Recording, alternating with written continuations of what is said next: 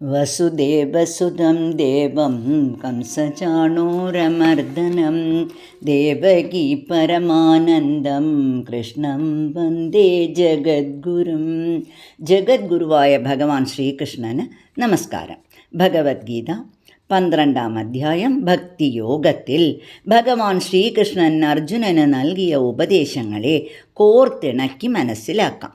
ഭഗവത്ഗീത 11-ാം അധ്യായം വിശ്വരൂപദർശന യോഗത്തിൻ്റെ അവസാനത്തിൽ അനന്യഭക്തി അല്ലെങ്കിൽ ഏകാഗ്രഭക്തി ഒന്നുകൊണ്ട് മാത്രമേ ഭഗവാനെ അറിയാനും അടുക്കാനും അനുഭവിക്കാനും സാധിക്കുകയുള്ളൂ എന്ന് ഭഗവാൻ അർജുനന് ഉപദേശിച്ചു. തുടർന്ന് ഭഗവത് പ്രേമം അല്ലെങ്കിൽ ഭക്തി അതിനെ എങ്ങനെ വർദ്ധിപ്പിച്ച് ഏകാഗ്രമാക്കണം എന്ന് ഉപദേശിക്കുന്നു. ആദ്യമായി മനസ്സിനെ ഭഗവത് മാഹാത്മ്യങ്ങൾ ഉൾക്കൊള്ളാൻ പരിശീലിപ്പിക്കണം. നമ്മുടെ മനസ്സാണ് ലൗകിക വിഷയങ്ങളെ ചിന്തിക്കുകയും അവയുമായി ഒട്ടലുണ്ടാക്കുകയും ചെയ്യുന്നത്. ഭഗവാന്റെ കഥകൾ കേട്ടും കീർത്തിച്ചും സ്മരിച്ചും മനസ്സിൽ ഇഷ്ടദേവതാരൂപത്തിൽ ഭഗവാനെ പ്രതിഷ്ഠിക്കാൻ ശ്രമിക്കണം. ആദ്യമൊക്കെ വിഷമമാണെങ്കിലും സത്സംഗം കൊണ്ടും നിത്യാഭ്യാസം കൊണ്ടും മനസ്സ് പതുക്കെ ഈശ്വരനിൽ അടുക്കാൻ തുടങ്ങും. വെളിയിലുള്ള വിഷയങ്ങളിൽ താൽപ്പര്യം കുറയും.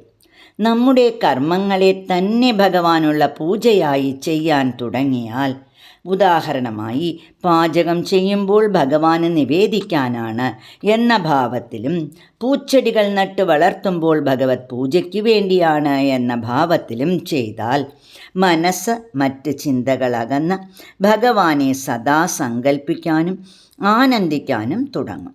ഇതാണ് കർമ്മയോഗം. നിത്യകർമ്മങ്ങളെയെല്ലാം ഈശ്വര പൂജയായി ചെയ്യുക. ഈ നിലയിലെത്തിയ ഭക്തന് കർമ്മഫലത്തിലുള്ള പ്രതീക്ഷകളും തനിയെ കുറയും. ഇതാണ് കർമ്മഫല ത്യാഗം. മനസ്സ് സകലതും ഭഗവാനിൽ അർപ്പിച്ച് ശുദ്ധമായി ശാന്തിയും ആനന്ദവും അനുഭവിക്കാൻ തുടങ്ങും. ഈ നിലയിൽ എത്തിച്ചേരാൻ നിരന്തരമായ ഈശ്വര ധ്യാന അഭ്യാസമാണ് ആവശ്യം. ഇവിടെ നാരായണീയത്തിലെ ഒരു ശ്ലോകം നമുക്ക് മനസ്സിലാക്കാം. സർവാംഗേഷ്വംഗരംഗത്കുതുകമിതി മുഹുർധാരയന്നീശ ചിത്തം തത്രാപ്യേകത്ര യുഞ്ജേ വദന സരസിജേ സുന്ദരേ മന്ദഹാസേ തത്രാലീനം തു ചേദഃ പരമസുഖചിത് അദ്വൈതരൂപേ വിതന്വന്നന്യന്നോ ചിന്തയേയം മുഹുരിതി സമുപാരൂഢയോഗോ ഭവേയം. നിരന്തരമായി ഈശ്വര ധ്യാനം ചെയ്യുമ്പോൾ മനസ്സ് ഭഗവാന്റെ രൂപത്തിൽ, അതിലും ഭഗവാന്റെ താമരപ്പൂ പോലുള്ള വദനത്തിൽ, പ്രത്യേകിച്ച് സുന്ദര മന്ദഹാസത്തിൽ തന്നെ ചെന്ന് ലയിക്കും. അങ്ങനെ ഭഗവാന്റെ സുന്ദര മന്ദഹാസത്തിൽ കേന്ദ്രീകരിച്ച് കഴിഞ്ഞ മനസ്സിന് വേറെ യാതൊരു വിധത്തിലുള്ള ചിന്തകളും ഇല്ലാതെ ഭക്തിഭാവം വളർന്ന് വളർന്ന് വരും. തുടർന്ന് ഇങ്ങനെ ഈശ്വരാർപ്പണമായി കർമ്മങ്ങളെ ചെയ്യും തോറും ഭക്തി വർദ്ധിക്കും. തുടർന്ന് ഞാനും എൻ്റേതും എന്ന ഭാവം തനിയെ മാറും.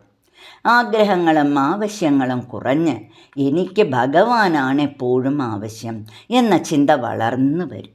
അപ്പോൾ സുഖദുഃഖങ്ങളൊന്നും മനസ്സിനെ ബാധിക്കാതെ നാം എല്ലാവരും ഈശ്വരൻ്റെ ആളുകളാണ് എന്ന അറിവും, തുടർന്ന് എല്ലാവരോടും സ്നേഹവും മൈത്രിയും കരുണയും ഉണ്ടായി തുടങ്ങും.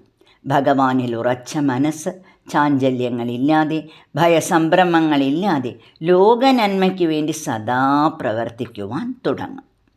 പരമാത്മാവാണ്, അതായത് ഭഗവാനാണ് പ്രപഞ്ചത്തിൻ്റെയും ജീവാത്മാക്കളുടെയും ആശ്രയവും ആധാരവും എന്ന തത്വം മനസ്സിലുറച്ച് ഭഗവത് പ്രീതിക്ക് വേണ്ടി കർമ്മങ്ങൾ ചെയ്യാൻ തുടങ്ങും. ശുഭം അശുഭം, സുഖം ദുഃഖം, ഹർഷം അമർഷം, ശത്രുമിത്രം എന്നുള്ള ദ്വൈതഭാവങ്ങളെല്ലാം മാറി, സകാമചിന്തകളെല്ലാം മാറി മനസ്സിൽ ആത്മപ്രകാശം ജ്വലിക്കാൻ തുടങ്ങും. തുടർന്ന് അജ്ഞാന അന്ധകാരം മുഴുവൻ ആത്മപ്രകാശം തുടച്ചു മാറ്റും. ഒന്നിലും ഒട്ടലില്ലാതെ സർവേശ്വരനിൽ ബുദ്ധിയുറച്ചവനായ ഭക്തനാണ് എനിക്കേറ്റവും പ്രിയപ്പെട്ടവൻ എന്ന് ഭഗവാൻ വിവരിക്കുന്നു. ഈ നിലയിലെത്തിയ ഭക്തന്മാർ എല്ലാവരിലും എല്ലായിടത്തും എല്ലായ്പ്പോഴും ഭഗവാനെ തന്നെ കാണാൻ തുടങ്ങുന്നു. ഈ വിധത്തിൽ പരമഭക്തരായി തീർന്ന പ്രഹ്ലാദൻ, അംബരീഷൻ, ധ്രുവൻ, മാർക്കണ്ഡേയ മുനി ഇവരെല്ലാം പുരാണങ്ങളിലൂടെ നമുക്ക് സുപരിചിതരാണ്. ഈ പുരാണങ്ങളിലെ പരമപുരുഷന്മാർ മാത്രമല്ല, നമ്മുടെ ലോകത്തിൽ നമുക്ക് മുൻഗാമികളായി മാതൃകാ ഭക്തന്മാരായി ജീവിച്ച ശങ്കരാചാര്യർ, രാമകൃഷ്ണ പരമഹംസർ, രമണ മഹർഷി ഇവരെല്ലാം തന്നെ ഈ ഗുണങ്ങളെല്ലാം പൂർണ്ണമായി പ്രകാശിച്ചിരുന്ന പരമഭക്തരാണ്. ലോക നന്മയ്ക്ക് വേണ്ടി മാതൃകാ പുരുഷന്മാരായി ജീവിതം നയിച്ചവരാണ് ഈ മഹാനുഭാവന്മാർ. ഭഗവാൻ ജഗദ്ഗുരുവായ ശ്രീകൃഷ്ണനെയും ഭഗവാന്റെ പ്രിയ ഭക്തരായ ഈ ശ്രേഷ്ഠ പുരുഷന്മാരെയും നമിച്ചുകൊണ്ട് ഭഗവാന്റെ ഭക്തിയോഗോപദേശങ്ങളെ ആചരിച്ചനുഷ്ഠിച്ചുകൊണ്ട് ഭക്തിമാർഗത്തിൽ മുന്നേറാൻ നമുക്ക് ശ്രമിക്കാം. അനന്യാ ചിന്തയന്തോ മാം യേ ജനാ പര്യുപാസതേ തേഷാം നിത്യാഭിയുക്താനാം യോഗക്ഷേമം വഹാമ്യഹം. മറ്റെല്ലാം വിട്ട് എന്നെ തന്നെ എപ്പോഴും ചിന്തിക്കുന്ന ഭക്തന്മാരുടെ യോഗക്ഷേമങ്ങളെ ഞാൻ വഹിക്കും, അവർക്ക് നന്മ വരുത്തുമെന്ന് ഭഗവാൻ ഉറപ്പിച്ചു പറയുന്നു.